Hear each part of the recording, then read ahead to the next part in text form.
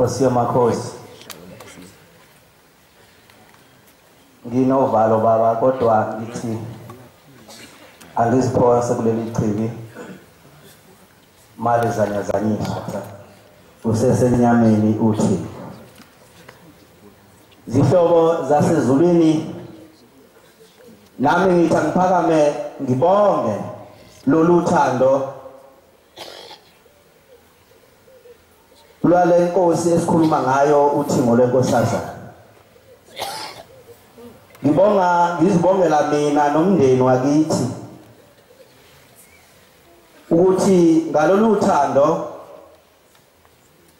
inkosi ingidonsile njalo ehombeleni ebengade ngizibuka ngimncane lapha, kodwa wase ngihlusa njalo ngaze ngafika lapha phambi konyazi mayibonga Nkosi. Khona indaba esho lapha encwadini ethi wabavikela ngamakhosi anamandla. Ngibuyele emuva komqondo ngikhumbula uNkulunkulu endlalela uthingo inkosi enomusa ngamakhosi anamandla. Leli ilanga kufika iphithiphithi ikhona inyanga yezulu. Sekufika izwe lithi ikhona inyanga yezulu kunenkosi edinga uba mayihlale la esihlalweni. Sekuthiwa-ke yayisikhondlo kwamashu, ngangiselapha kwamashu mbelebeleni ngisasebenza. Seyikhondlo kwamashu lenkosi sezithi-ke insizwa lapha esikhona mbelebeleni ngeke sihlale sisonge izandla.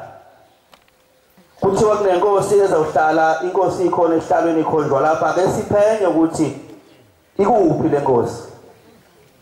Ngaba omunye wayelapho. Lapha engiyakhona saphenya sakuthola okuningi okudabukisayo ukuthi esakutholakho esasikuthola hayi kwakunzima. Akekho welithanda uthini.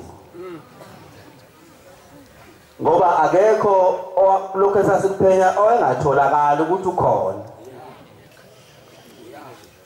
Ngingekubaleka okuningi kodwa la ngiyakhona ngelinye ilanga sesithole ucingo. Sasiyizinsizwa nje singabashumayeli su-6. Sikhethwe insizwa lapha embelebeleni. Sesithole ucingo sifuneka embeka lapha konkosi. Kusekhona inkosi yakwaBiyela endala nenkosi yakwaNgcobo. Masifika lapha sisangana ukuthi kwenze njani. Mase silapha yana bese kufika indoda bayazi abaningi yayihamba nababili ayibaphelezela iphethe ezenkolo ePitoli. Ifike le ndoda ngizocela bangayisho.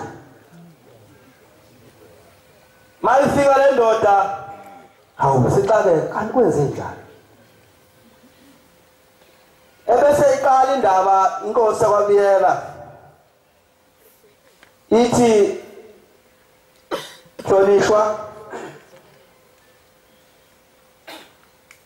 ngicela ukubuza ukuthi wazini ngodaba lalo mntwana wayekhona naye. Lalo mntwana wakwaShembe ukuthi kufuneka makahlale esihlalweni. Yathi le ndoda cha ngazi lutho. Awazi lutho cha. Asinikeni amakhosini maNazaretha. Ngoba anobuhlakani oaphiwe ezulwini. Yaphinde yabuza inkosi yakwaBiyela ibuza kasineke yayikhulumela phansi nje. Yaphinde yabuza yaphika le ndoda. Yaphika ama ngentaba yathi hayi ngazi lutho. Yayisithi-ke inkosi yakwaBiyela cha kufike nangu umntwana kimi ephethe incwadi. Le ncwadi sekufuneka isayinwe yimi. Isayinwe inkosi yamakati bese isayinwa abakhokheli ababili abanye sebasayina.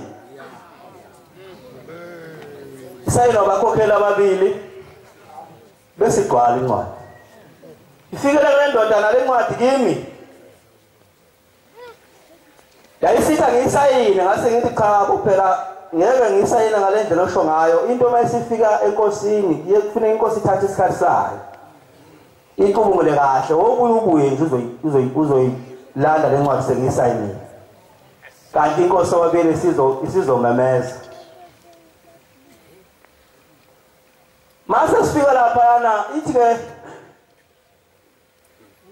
angisayinanga ngale ncwadi ngibese ngithi ake ngihlanganise lamadoda ke ngizwe ukuthi nawe nje uba ngibizile wazini ngale ncwadi yayisikhipha le ncwadi inkosi kwakuyikhipha ebhantshini ayifake ebhantshini ngaphakathi yayisithi wazini ngale ncwadi yoma indoda semdala lo muntu wakwama ngathi uzoshayeka phansi yilapha avalelisa khona wathi ugcinile ukuba sendabeni zebandla lamaNazaretha wavalelisa ngalelo langa mhlamba ngibuya ngezwe futhi umlando ukuthi wabuye wangena kodwa wase seqedwe yonke into uNkulunkulu wasesebenzisa amakhosi noma inkosi ayisayivika leyo nto ngoba kwase kuzokwenzeka isibhiko badala benkosi uthiko lenkosazana luhluphekile phambi kwethu ngikhumbula ngeensuku zokugcina zenyanga yezulu lapha ke kuthema inyanga yezulu isithela lungakahlala uthiko sisangele abantwana benkosi kwase kulukhulu ngisho ukushumayela edimeleni uthi umfundisi Magwaza esiqoqa lapha manje wonke umuntu akakaye ukuthandazela usizi lwakhe umthandazo ube munye kuwe wonke umuntu manje ukuthi uNkulunkulu asikhumbule singazi lutho nempela kwaba njalo khumbula ngelanga sihlele endlini kamfundisi uGumede sisengabashumayeli kwase kufika enye indoda ifika sikobothisile sithe sibheke phansi ithi hawu bantwana benkosi nasi nihlala nisizi kangaka nihlushwe yini hawu sambuke emehlweni lo baba wayinesikhundla nje futhi la esontweni sambuke emehlweni wathi nihlushwe yini ngoba likhona ilanga lihlalele nje yasilikhomba kuyo leyo ndawo kade ikhonjwa omunye uzakwethu samkhipha ngasemagundane kuleyo nto sathi hayi siwethu uzothi ngoba nosuyamazi sacabanga indaba esasitshelwa ngayo umshumela undunakazi besitshela ngesimo esasenzeka kuphakameni ukuthi kwakubanjwe lemhlangano kwamanje singasafuna emhlangano ngiyake ekutheni bantwana benkosi ngalezo nsuku engakashaya umhla ka-8 awulolu uthando esilikhahlele ngenyawo maNazaretha ayi ngiyakukhumbula lolu thando sithola umbiko kuthiwa size lapha ebuhleni masifika la ebuhleni angazi nje ngalo nto sasiyosibizwa njalo nje bakunenkinga siyafika lapha ebuhleni khona obaba abefundisi makufika lapha kuthiwa ke umntwana ngaphakathi wenza into engenziwe esontweni uma ngalela befundisi kusho ukuthi lona akahlala ehlalweni babengazi babo babengazi bebona njengenkosana lapho ngeke ngisho udaba olwalwenzeke lapho kodwa okwathi makhomba ukuthi cha lolu daba liyamlahla omunye wobaba ngakho ke lento ebizelwe uthi ngokuseyinkosana ngalesikhathi ayikho ngakho ke hayi yonke lento elifunayo ubaba ayibuyele kuyena kwakhona izinto ayifuna ezazithathiwe sebezenze zabo yebo basebenze ezabo wathi makuphela lapho ngikhuluma ke ngothando ukuthi uthiko lithe noma selifundisa selunge phambi kwethu kodwa luqale lungakahlali ehlalweni ukufundisa ukuthi umuntu noma ngabe uyakuzonda kodwa wena ungamzondi Kuthe mabethi obaba siyamhlawulisa ukuthi singabefundise bese sibizele esigawini. Sifuna inkomo sathina ngeke ayikhiphe ngoba phela sekuyacaca ukuthi kanti njengoba nobeka ayifuni into yakubo. Kwathi makufika lapho hayi wakhomba ukuthi cha ngeke wasephakama wathi cha kodwa lo benkosi kulungile ngiyabeza obaba ngizoyikhipha le khuzana abayifunayo ngizoyikhipha khuluma balomuntu wasezulwini esingaye abantwana abahle ukuthi uthwale kanzima ebese sibona kwenzeka phambi kwethu yayike bebuhlungu inhliziyo ngicabanga ukuthi eyikade bawuqala lo msebenzi labantu kodwa engikuthokozelayo nengikubongayo ukuthi mangithi angiphakame ingoba uNkulunkulu ukwazile ukulunti yakhe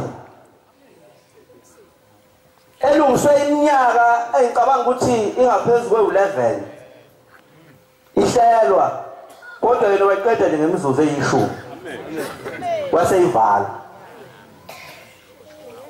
lukhalile ukuthi ngophambi kwethu kodwa besiquma ngenxa yokuthi abe beseduze kwalo bebevele bona bethi ibambe ngakho sikhale thina sikude bathi bona ibambe ngakho kodwa ke ngithi Nkosi cela usiphele uthando lona kade usifundisa lona thingo lenkosazana thina usigodlile mawusuwela amakhobe namabele wawususenza saba ngamabele saseduze konyazi sicela ukuthi ke usiphele lothando sithandane sengigcina abantwana benkosi ngizibongela uNkulunkulu omhle uthingo lenkosazana ngo-2009 lapho khona kwasekulotshe ukuthi ngiyahamba emhlabeni wanqaba nami uThixo angikhohlwa le ndaba ngoba yaba yenye into phambi kwami kwaku-April ngiya ekuthuthukeni ngihamba nonkosikazi nengane yentombazane endala yami mase siyodlula ngase-Southgate siphikelele bayaza bawuya eGoli ngaseyibhedlela kanjalo lapho emgwaqweni N1 noma M1 kanjalo hamba ngabosikisi ngalona kwakune-strike sama-truck uma sihamba ngemoto ama-lanes afike agcwele iy'moto zonke zihamba nje ngo-60-70 asinakile phambi kwami khona imoto eyiveni ilayisha abantu ngemuva inayo i-turn-off ngibona labantu bayasukuma bayama hawu labantu benzani kanti abantu babona indaba enkulu ngemuva mangisathi ngithi kunkosikazi hawu labantu yini labayibonayo bese kudlula imoto eyi-Mercedes emeruni idlula ngapha kwemoto iyoshona ngale otshanini noma ngale komgwaqo ngathi uma ngisathi hawu le Mercedes iphushwa yini lase liduma kimi izulu kanti labantu abaphambi kwami babona i-truck igugula imoto ngemuva iza nazo iphelelwe ama-brake yayisifike siyishaya le moto ngabona sengigudlana ne-trailer ye-truck iyale mina sengibheke emuva sesigudlana nayo kanje kwathi mayiphela khona kwathi insimbi le ibhampa ngemuva yasihuka le yami idonsa iphosa phansi kwebridge siphakathi yafa yaphela imoto maNazaretha ayibuyanga yaphila kodwa saphuma singenamyoti othingo lenkosazana safike ekuthuthukeni sashaya umgidi futhi kodwa abeze ambulance bathi mabefika bebona imoto base beqonda kuleya moto babuza ukuthi bapha abantu abaphumela abakholwanga masibatshele ukuthi yini sime eduze kwayo bathi yini yithi impela siphumela kodwa sinamyoti ngiyalibonga uThixo lenkosazana Nkosi yezulu nomhlaba usikhumbule baba 2010 ugcina emzini waseNkumbulweni kwenzeka isimangaliso okwathi sewuphumile sewulapha e-Alta City Court kwase kusala indaba enkulu engakaze ngizwe ukuthi yakuyenzeka kwasala ubhoko kuloya muzi ngikhumbula kahle lake lathizwi umfundisi Khumalo akolande sathi sigijima sihamba nomfundisi uDladla somshumayeli nomfundisi Khumalo nami sathi masise bridge phezulu sakhuluma sathi hawu konje lento kuthiwa siyoyenza mfundisi uzokwazi bathi umfundisi angibona angazi ngikuluphatha olunye kodwa ayiloli ayikho sasangani sisasangene kunjalo lase lungene ucingo ukuthi cha lithizwe manini uzoziyela yena uThixo nempela sasesikhuleka kodwa engikukho Thixo lenkosazana lolo bhoko ngicela usikhumbule kuloya muzi uqede konke ongenzeka ukuthi khona siwuphathe njengekhali zamantoma inkosi ibuse nikuzwile